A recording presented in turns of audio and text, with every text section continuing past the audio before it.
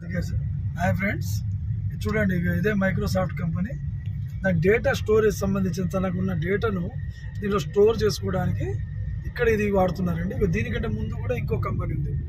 So ఈ international companies అన్ని మన మామూలుగా ఈ లోకల్ కంపెనీస్ ఇవి కావు, ఇంటర్నేషనల్. సో ఇలాంటి ఇంటర్నేషనల్ ఏరియాలో ఇప్పుడు ఈ రోజులో శిల్పారామం చూడండి ఎంత డెవలప్ అయిందో. కేవలం రీజన్ ఫర్ అక్కడ ఒక గజం వచ్చి 10 లక్షల రూపాయలు ఉంది. రీజన్ ఏంటంటే ఒకటే కారణం, ఆ ఇంటర్నేషనల్ కంపెనీస్ ఎప్పుడైతే వస్తాయో ఆ ఏరియా ఆటోమేటిక్గా డెవలప్ అయిపోతుంది. మీరు ఎన్ని జాబులు చేసినా ఎంత డబ్బు సంపాదించినా వేస్టే. మీ డబ్బులు మీకే వస్తుంది, లెక్క పెట్టి ఇచ్చే డబ్బులు మీకు ఎప్పుడు తిండి పెట్టదు. ఇవేంటంటే మనకు నైట్ బాగుపడేవి. నాట్కో, క్వాంట్రా చూడండి ఒకసారి ఎన్ని కంపెనీస్ ఉన్నాయి. ఇవన్నీ ఈ కంపెనీస్ అన్ని ఇటు ముందే ఉన్నాయి. మనకు కెమికల్ డివిజన్, మేకగూడ అని చెప్పాను కదా ఆల్రెడీ.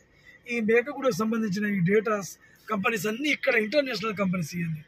సో ఈ జర్మనీ కంపెనీ, ఇంకోటి క్వాంట్రా కంపెనీ, ఇవన్నీ ఏంటంటే మనకు కావాల్సిన ఎక్విప్మెంట్స్ అన్నీ తయారు చేసే ఒక మ్యానుఫ్యాక్చరింగ్ డివైస్ అన్నీ ఈ దగ్గరలో ఉండడం వల్ల రేపు ఇది ఇంటర్నేషనల్ ఏరియా అవుతుంది. దాంతోడు మన వెంచర్ వచ్చేసి హెచ్ఎండిఏ పరిధిలో ఉంది. సో ఇది మనకు రోడ్డు నుండి 1/2 కిలోమీటర్ అంటే వాకబుల్ డిస్టెన్స్ టు అనవచ్చు. సో ఇలాంటివి ఉండడం వల్ల మీరు ఎంత డబ్బు సంపాదించినా, నేను అందరికీ చెప్పేది దయచేసి నేను అందరికి చెప్పేది, ల్యాండ్ ఎందుకు కొనాలి, ప్లాట్లు ఎందుకు కొనాలి, నా డబ్బు నేను దాచుకుంటా, కారు కొంటా. కారు నష్టం ఏంటి?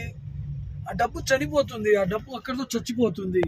అదే డబ్బు మనకి ఇక్కడ డబల్ కావాలి, త్రిబుల్ కావాలి, 50 రెట్లు కావాలంటే సింపుల్గా మన వారన్ బఫెట్ చెప్పినట్టు మనం పడుకున్నా కూడా మన డబ్బు పిల్లల్ని పెడుతూ ఉండాలంటాడు ఆయన, వారన్ బఫెట్ గారు.